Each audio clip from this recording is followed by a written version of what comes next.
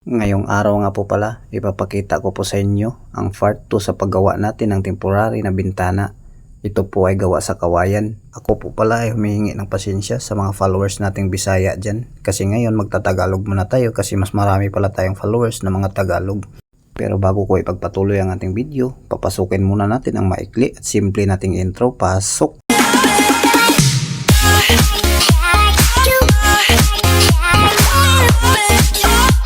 Hello mga idol, magandang araw sa inyong lahat, Luzon, Visayas at Mapamindanao man, magandang araw sa inyong lahat. Pati na rin sa ating mga bayaning OFW nga naghahanap buhay ngayon, magandang araw sa inyong lahat. Ako po pala ay taus-pusong nagpapasalamat sa inyong lahat mga idol dahil patuloy nyo akong sinusuportahan kahit yung mga video natin minsan ay mga wala ng mga kwenta. Maraming salamat po sa inyong lahat at tinadalangin ko po na palagi nyo pa akong susuportahan dahil wala ako kung wala din kayo mga idol. Kaya kayo ang lakas ko para gumawa ng mga video.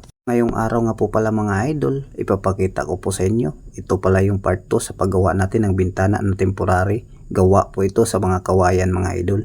Wala tayong pambili ng jealousy kaya ito muna ang ginagawa natin. Minamadali ko na din pala ito mga idol para malipatan na rin namin kasi excited na po ako nalilipat kami dito mga idol. Nagpapasalamat din po ako sa mga karpintero at mga labor na gumawa sa aming bahay. Ang sisipag nila po.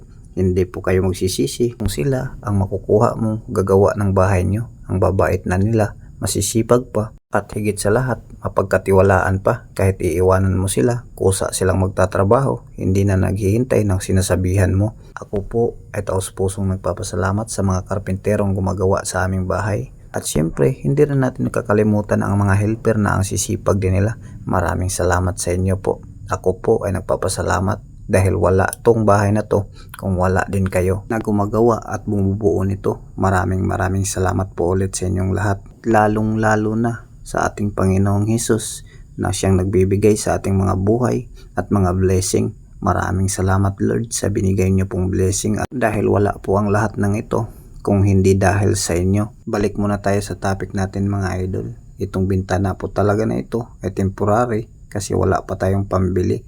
Pero medyo palpak tayo dito mga idol kasi dapat pala mga idol may mga siwang to mga idol. Di ko na nalagyan ng siwang to mga idol. Gawa ng buong akala ko mga idol ang kawayan na ito ay liliit pa pag natuyo na. Yun pala mga idol ay hindi na. Kaya nagkamali tayo dito mga idol. Pero okay lang mga idol, at least may natutunan tayo sa ating pagkakamali. So hanggang dito na lang po tayo mga idol kasi malapit na matapos ang ating video. Muli po ako nagpapasalamat sa inyo mga idol. Paki-follow na lang po, paki-like at paki-share na lang po para kumalat ang ating video. Salamat mga idol. See you next video.